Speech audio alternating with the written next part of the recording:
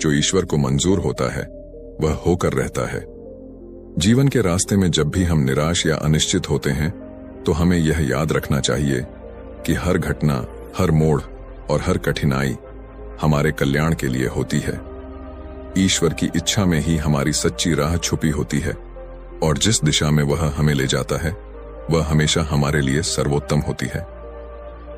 नमस्कार दोस्तों, स्वागत है आप सभी का आपके अपने चैनल पर। तो चलिए बिना किसी देरी के बढ़ते हैं आज किस कहानी की ओर। भारत के पश्चिमी हिस्से में एक गांव था जिसे लोग सुखपुरा कहते थे।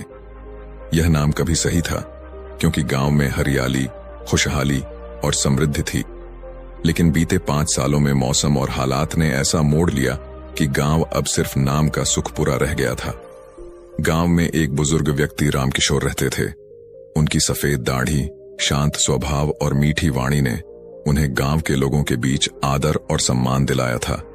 रामकिशोर के पास जीवन के कठिन संघर्षों का अनुभव था और वह अपने ज्ञान से हर किसी की मदद करते थे। उनके परिवार में उनका बेटा मनोज, बहू सुनंदा और 8 साल का पोता राहुल था। रामकिशोर के जीवन का सिद्धांत था, जो ईश्वर को मंजूर होता है वही होता है। वह हमेशा कहा करते, अगर हम अपने जीवन में आई हर कठिनाई को एक चुनौती मानकर स्वीकार करेंगे तो हम न केवल उसे पार करेंगे बल्कि खुद को बेहतर भी बनाएंगे। एक दिन सुबह का समय था। आकाश में बादल तो थे पर बारिश के कोई आसार नहीं लग रहे थे। घर के बाहर चौपाल पर रामकिशोर बैठे हुए थे। सुनंदा चाय लेकर आई और बोली, बाबा, ये भगवान भी हमारे साथ अन्याय कर रहे हैं। इतनी मेहनत करने के बाद भी फसल खराब हो जाती है। हम क्या गलत कर रहे हैं? रामकिशोर ने चाय का घूंट लेते हुए जवाब दिया, बेटी, याद रखना, भगवान किसी के साथ अन्याय नहीं करते। कभी कभी जो हमें बुरा लगता है वह भी हमारे भले के लिए होता है। हमें अपनी मेहनत और विश्वास बनाए रखना चाहिए। सुनंदा ने झुंझलाते हुए कहा, बाबा, आप हमेशा यही कहते हैं, लेकिन यह धैर्य आखिर कब तक रखना होगा? हमारे बच्चे भूखे हैं और हमारी जमीन भी अब जवाब दे रही है। रामकिशोर ने गंभीरता से कहा, सुनंदा, धैर्य एक पेड़ की जड़ की तरह है। जितना गहरा तुम उसे गाड़ोगी उतना मजबूत पेड़ खड़ा होगा। कठिनाइयों से डरना नहीं, उन्हें स्वीकार करो। गांव में इस बार भी बारिश नहीं हुई। मनोज ने अपनी बची खुची फसल बेचने का फैसला किया। जब वह शहर की मंडी से खाली हाथ लौटा तो उसकी आंखों में निराशा साफ झलक रही थी। रात के खाने पर मनोज ने अपनी चिंता व्यक्त की, बाबा, अब हमारे पास कुछ भी नहीं बचा। हमारे खेतों में फसल उगाने के लिए बीज तक नहीं है। अगर यही हाल रहा तो हमें गांव छोड़ना पड़ेगा। रामकिशोर ने मनोज के कंधे पर हाथ रखते हुए कहा, बेटा, याद रखो, भगवान केवल उन्हीं को आजमाते हैं जिनमें सहन शक्ति होती है। हमें इस वक्त हार मानने के बजाय रास्ता निकालने की जरूरत है। सुनंदा ने गुस्से में कहा, लेकिन रास्ता कैसे निकलेगा बाबा? हमारे पास न पैसे हैं न संसाधन। आप हमेशा ये बातें करते हैं, लेकिन हकीकत इससे बहुत अलग है। रामकिशोर मुस्कुराते हुए बोले, बेटी, हकीकत हमेशा कठोर होती है, लेकिन याद रखो, यही कठिन समय हमें मजबूत बनाता है। सुबह होगी, लेकिन रात का अंधेरा भी जरूरी है।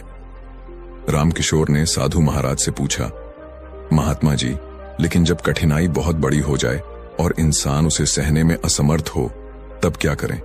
साधु महाराज ने जवाब दिया, तब भी भगवान पर भरोसा रखो। जब नदी में पानी ज्यादा बढ़ जाता है तो वह खुद बहाव को रोकने का रास्ता बना लेती है।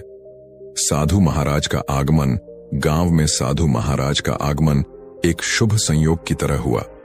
उनके व्यक्तित्व में एक अद्भुत आकर्षण था और उनके प्रवचन सुनने के लिए आसपास के गांवों से लोग आते थे। साधु महाराज ने अपने पहले ही प्रवचन में कहा, जीवन एक यात्रा है, इसमें सुख और दुख दोनों आते हैं और यह हमारा दृष्टिकोण है जो तय करता है कि हम इन परिस्थितियों का सामना कैसे करते हैं। रामकिशोर और उनका परिवार भी साधु महाराज के प्रवचन में मौजूद था। सुनंदा ने उनसे पूछा, महात्मा जी, जब जीवन में सिर्फ संघर्ष ही संघर्ष हो तब इंसान क्या करे? साधु महाराज मुस्कुराए और बोले, बेटी, संघर्ष जीवन का हिस्सा है। यह हमें हमारी ताकत और हमारी कमियों से परिचित कराता है। मैं तुम्हें एक राजा की कहानी सुनाता हूं जो तुम्हारे सभी सवालों का जवाब देगी। एक बार की बात है, एक राजा जिसका नाम चंद्रसेन था अपने राज्य में अत्यंत लोकप्रिय था। वह दयालु, बुद्धिमान और अपने प्रजाजनों की भलाई के लिए समर्पित था। लेकिन एक बात राजा को हमेशा परेशान करती थी, जीवन में आने वाले संघर्ष। राजा ने एक दिन भगवान से प्रार्थना की, हे प्रभु, आप मुझ पर कृपा करें और मेरे जीवन से सारे दुख दर्द दूर कर दें। मुझे ऐसा जीवन दें जिसमें केवल सुख हो। राजा की प्रार्थना सुनकर भगवान प्रकट हुए और बोले, राजन, यदि यही तुम्हारी इच्छा है तो मैं तुम्हें ऐसा जीवन दूंगा, लेकिन याद रखना, इसके बाद तुम अपनी पुरानी जिंदगी में वापस नहीं आ सकते। राजा ने तुरंत हामी भर दी। भगवान ने उसे एक ऐसा जीवन दिया जहां कोई संघर्ष नहीं था। हर दिन राजा के पास हर सुख सुविधा उपलब्ध थी। उसे कभी किसी समस्या का सामना नहीं करना पड़ता था। राजा की नई जिंदगी और नीरसता। शुरुआत में राजा ने नए जीवन का आनंद लिया, लेकिन जैसे जैसे समय बीता उसे महसूस हुआ कि उसकी जिंदगी नीरस हो गई है। उसने सोचा, यह जीवन तो बेहद सरल है, लेकिन इसमें कोई उत्साह नहीं है। मैं हर दिन एक जैसा जी रहा हूं। क्या यही सुख है? राजा ने भगवान से फिर प्रार्थना की, हे प्रभु, मुझे वापस मेरी पुरानी जिंदगी में भेज दीजिए। मैं संघर्षों का सामना करूंगा, लेकिन कृपया यह नीरस जीवन मुझसे वापस ले लीजिए। भगवान ने प्रकट होकर कहा, राजन, यह जीवन तुम्हारी अपनी मांग पर दिया गया था। अब बताओ, तुमने इससे क्या सीखा? राजा ने सिर झुकाकर कहा, हे प्रभु, मैंने यह सीखा कि संघर्ष जीवन को अर्थपूर्ण बनाते हैं। सुख की असली कीमत हमें तभी समझ आती है जब हमने दुख का सामना किया हो। अब मैं संघर्षों को जीवन का हिस्सा मानकर उनका सामना करूंगा। गांव के लोगों पर कहानी का प्रभाव। साधु महाराज की यह कहानी सुनकर गांव के लोगों पर गहरा प्रभाव पड़ा। रामकिशोर ने साधु महाराज से पूछा, महात्मा जी, अगर संघर्ष हमें मजबूत बनाते हैं तो क्या यह जरूरी है कि हर इंसान को कठिनाइयों का सामना करना पड़े? साधु महाराज ने कहा, जीवन में कठिनाई केवल परीक्षा है। यह हमें तैयार करती है ताकि हम बड़े अवसरों का सामना कर सकें। जैसे सोना तपकर शुद्ध होता है, वैसे ही इंसान संघर्षों से निखरता है। कुछ महीनों बाद गांव में फिर से मौसम का बदलाव शुरू हुआ। आसमान में घने बादल घेरने लगे और तेज हवाएं चलने लगीं। किसानों की उम्मीदें एक बार फिर से आकाश की ओर थीं, लेकिन इस बार बारिश की जगह बाढ़ का प्रकोप आया। नदी का जलस्तर इतना बढ़ गया कि कई घरों में पानी घुसने लगा और धीरे धीरे पूरे गांव में बाढ़ का खतरा बढ़ने लगा। रामकिशोर का परिवार अपनी झोपड़ी छोड़कर ऊंची जमीन पर भागने के लिए मजबूर हो गया। जलस्तर लगातार बढ़ता जा रहा था और पूरा गांव घबराया हुआ था। मनोज और रामकिशोर दोनों मिलकर अपने घर का सामान बचाने की कोशिश कर रहे थे, लेकिन पानी इतनी तेजी से बढ़ रहा था कि उनकी कोशिशें व्यर्थ साबित हो रही थीं। सुनंदा ने पानी में खड़े होकर रोते हुए कहा, बाबा, क्या अब हमारी मेहनत और विश्वास काम आएगा? हमारे पास अब कुछ भी नहीं बचा। हमारा घर, हमारी जमीन, सब कुछ बह गया। क्या भगवान हमें फिर से आजमा रहे हैं? रामकिशोर ने अपनी पोती राहुल को गोद में लिया और सुनंदा को सहारा देते हुए कहा, बेटी, यह जीवन के एक और परीक्षण का समय है। अगर हम भगवान पर भरोसा रखते हुए अपने संघर्ष को बिना थके जारी रखते हैं तो देखो, यह स्थिति भी ठीक हो जाएगी। जीवन में ऐसी मुश्किलें आती हैं जो हमें सिर्फ हमारी कड़ी मेहनत और विश्वास की परीक्षा लेने के लिए होती है। भगवान ने हमें जितनी परीक्षा दी है, उतनी ही बड़ी ताकत भी दी है इसे पार करने की। सुनंदा ने गहरी सांस ली और कहा, लेकिन बाबा, जब कुछ भी हमारे हाथ में नहीं है, जब सब कुछ हमारे काबू से बाहर हो, तो फिर क्या करें? रामकिशोर ने शांत मन से कहा, तुमने देखा है ना, एक छोटा सा बीज कैसे मिट्टी में दबा रहता है। उसे तब तक कुछ नहीं दिखता जब तक वह अंकुरित नहीं हो जाता। यही जीवन है। जब तक हम अपने कष्टों का सामना धैर्य और विश्वास से करते हैं, हमें अपने परिणाम का पता नहीं चलता। पर याद रखो, हर बुरा वक्त गुजर जाता है। इस वक्त हमें और भी मजबूत बनाता है। मनोज ने सिर झुका लिया और कहा, बाबा, हमारी जिंदगी में कभी यह कठिनाइयां क्यों आती हैं? क्या यह हमारी कमी है? रामकिशोर ने उसे गहरी दृष्टि से देखा और कहा, नहीं बेटा, यह दुनिया का नियम है। अगर हमें जीवन में कुछ बड़ा हासिल करना है तो हमें अपने संघर्षों से गुजरना ही होगा। यही उस जीवन का हिस्सा है जो हमें भगवान ने दिया है। समय एक तरह से हमें यह सिखाता है कि हम किस तरह इन मुश्किलों का सामना कर सकते हैं। जैसे सोने को आग में तपाकर शुद्ध किया जाता है, वैसे ही हम भी अपने कष्टों से मजबूत होते हैं। सुनंदा ने कहा, लेकिन बाबा, हम अब कहां जाएंगे? हमारे पास घर नहीं, खेत नहीं और सब कुछ पानी में बह गया। क्या हम फिर से किसी नए जीवन की शुरुआत कर पाएंगे? रामकिशोर ने हाथ उठाकर आकाश की ओर देखा और फिर कहा, तुम देखोगी सुनंदा, हमें कहीं ना कहीं एक नया रास्ता मिलेगा। जहां तक मुझे याद है, जीवन का रास्ता हमेशा एक नया मोड़ लेकर आता है। यह बाढ़ और यह कठिनाई हमें बस तैयार कर रही है उस नए मोड़ के लिए। याद रखो, हमारे पास भगवान का आशीर्वाद है और जब तक हम अपने कर्मों में सच्चे हैं, हमें कोई भी मुसीबत नहीं हरा सकती।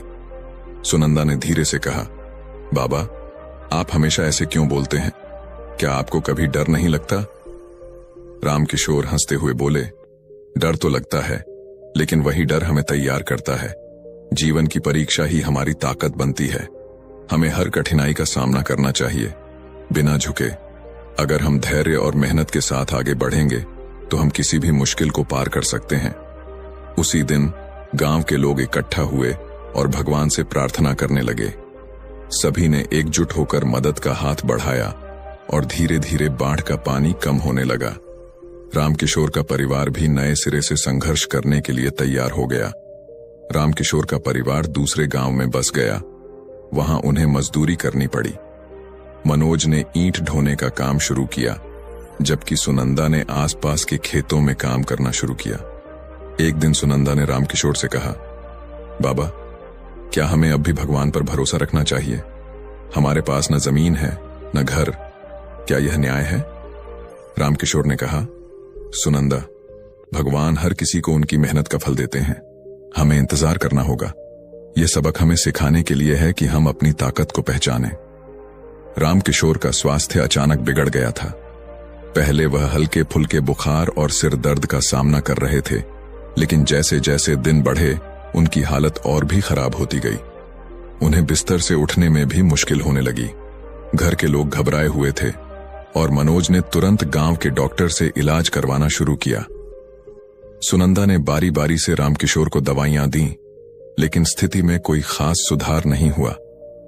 एक दिन मनोज ने चिंता व्यक्त करते हुए कहा, बाबा, क्या यह सब हमें और अधिक आजमाने के लिए हो रहा है? पिछले कुछ महीनों में हम बाढ़ से जूझ रहे थे। अब ये बीमारी, क्या हमारी मेहनत कभी हमें संतोष नहीं देगी? रामकिशोर ने हल्के से मुस्कुराते हुए कहा, बेटा, दुख और सुख तो जीवन के अभिन्न हिस्से हैं। जो भी हो रहा है वह हमारी परीक्षा नहीं है, बल्कि हमें अपने भीतर छुपी ताकत को पहचानने का एक अवसर है। इस समय हमें यह समझने की जरूरत है कि मुश्किलें हमेशा अस्थायी होती हैं। जब तक हम मेहनत करते रहेंगे, जीवन की राह पर चलने से कभी थकेंगे नहीं। रामकिशोर की यह बात सुनकर मनोज थोड़ी देर चुप रहा। फिर उसने कहा, बाबा, आप हमेशा कहते हैं कि मुश्किलें हमारी ताकत को पहचानने का अवसर होती हैं, लेकिन इस बार मुझे लगता है कि हमारी ताकत पूरी तरह खत्म हो चुकी है। क्या अब भी उम्मीद रखना उचित है? रामकिशोर ने गहरी सांस ली और फिर गंभीर स्वर में कहा, बिल्कुल बेटा, यह समय सिर्फ तुम्हारी हिम्मत और धैर्य को जांचने का है। जीवन में कई बार ऐसा लगता है कि सब कुछ खत्म हो गया है, लेकिन यही वह समय होता है जब हमें और मजबूत बनकर खड़ा होना चाहिए। तुम्हारे भीतर एक अपार शक्ति है जिसे तुम तब तक पहचान नहीं सकते जब तक वह तुमसे पूरी तरह नहीं लड़वाती। सुनंदा ने आंसू पोंछते हुए कहा, लेकिन बाबा, हम गरीब हैं। हमारी पूरी बचत आपके इलाज में खर्च हो गई है। अब हम और कहां से मदद लाएं? रामकिशोर ने सुनंदा की आंखों में देखकर कहा, हमारे पास सब कुछ है बेटी। हमारे पास ईश्वर का आशीर्वाद है और एक दूसरे का प्यार और समर्थन है। यही हमारी असली संपत्ति है। पैसे कभी स्थायी नहीं होते, लेकिन जो आंतरिक शक्ति और विश्वास हमारे पास है वह कभी खत्म नहीं होती। हमें हमेशा आगे बढ़ते रहना चाहिए, चाहे हालात जैसे भी हों। मनोज ने सिर झुकाकर कहा, बाबा, हम सब साथ हैं और हम संघर्ष करेंगे। आप ठीक होंगे। हम भगवान पर विश्वास रखेंगे और अपनी मेहनत जारी रखेंगे। रामकिशोर ने मुस्कुराते हुए कहा, इसी विश्वास के साथ तुम आगे बढ़ोगे तो कोई भी मुश्किल तुम्हें रास्ते से नहीं हटा सकती। याद रखो, जब तक हम अपना कर्म करते रहेंगे, भगवान हमें कभी अकेला नहीं छोड़ते। अगले कुछ दिनों में रामकिशोर की स्थिति में धीरे धीरे सुधार आने लगा। दवाइयां असर करने लगीं और उनका शरीर धीरे धीरे पहले जैसा मजबूत होने लगा। परिवार ने देखा कि न केवल रामकिशोर की सेहत में सुधार हो रहा था, बल्कि उनकी मानसिक स्थिति भी मजबूत हो रही थी। रामकिशोर ने एक दिन सबको एक साथ बैठाकर कहा, तुम सबका संघर्ष, धैर्य और विश्वास ही मेरी असली दवा बन गया है। जीवन में हर मुश्किल हमें अपने भीतर की शक्ति को पहचानने का अवसर देती है। हम इस समय को भूल सकते हैं, लेकिन जो कुछ भी हमने इससे सीखा है वह हमेशा हमारे साथ रहेगा। अब हमें इस संकट को पार कर आगे बढ़ने का रास्ता खोजना है। मनोज और सुनंदा ने सिर झुकाकर कहा, हमने जो कुछ भी सीखा है वह जीवन भर हमारे साथ रहेगा। अब हम हर मुश्किल का सामना करेंगे और जो भी होगा हम तैयार होंगे। रामकिशोर ने गहरी मुस्कान के साथ कहा, तुम सबने साबित कर दिया कि सच्ची ताकत इंसान के भीतर होती है। हमें कभी नहीं भूलना चाहिए कि जीवन की हर कठिनाई हमें सिर्फ एक चीज सिखाती है, विश्वास, संघर्ष और धैर्य। अगर हम इन तीनों को साथ रखें तो कोई भी मुश्किल हमें कभी नहीं हराने वाली। रामकिशोर ने मुस्कुराते हुए कहा, बेटा, यह कठिन समय तुम्हारे अंदर की ताकत को जगाने के लिए है। याद रखो, ईश्वर हमेशा हमारे साथ हैं। कुछ समय बाद रामकिशोर ठीक हो गए। परिवार ने मिलकर अपने नए गांव में एक नई शुरुआत की। धीरे धीरे उनकी मेहनत रंग लाई। रामकिशोर ने परिवार से कहा, देखो बेटा, भगवान ने हमें हर परीक्षा में सफल बनाया। जो ईश्वर को मंजूर होता है वही होता है, लेकिन यह हमारी मेहनत और धैर्य पर भी निर्भर करता है। सुनंदा ने सिर झुकाते हुए कहा, बाबा, अब मैं समझ गई कि कठिनाइयां हमें मजबूत बनाने के लिए होती हैं। हम भगवान पर भरोसा रखेंगे और हमेशा मेहनत करते रहेंगे। ये कहानी हमें सिखाती है कि कठिनाइयों का उद्देश्य हमें बेहतर बनाना है। जब तक हम अपने कर्म और विश्वास बनाए रखते हैं, सफलता निश्चित है।